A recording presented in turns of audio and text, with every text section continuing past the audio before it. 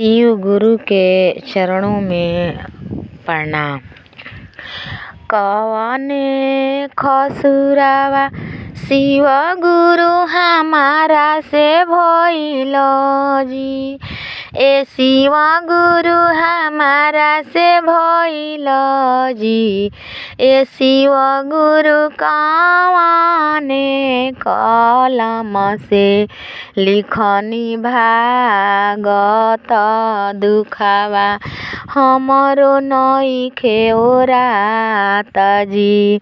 ए शिव गुरु कवने कलम से लिखनी भागत दुखावा हमरो नइखे ओरात जी। दुखावा के मारल शिव गुरु मैया आगे गइनी जी। ए शिव गुरु मैया आगे गइनी जी। ए शिव गुरु मैयो ना छिन्हेली आपन बेटिया त दुखावा हमरो तनिको ना ओराता जी। ए शिव गुरु मैयो ना छिन्हेली आपन बेटिया त दुखावा हमरो तनिको ना ओराता जी।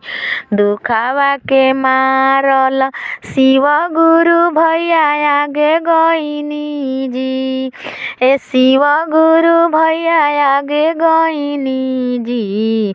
ए शिव गुरु भैयो ना चिन्हेले आपन बहिनी त दुखावा हमरो नइखे ओरात जी।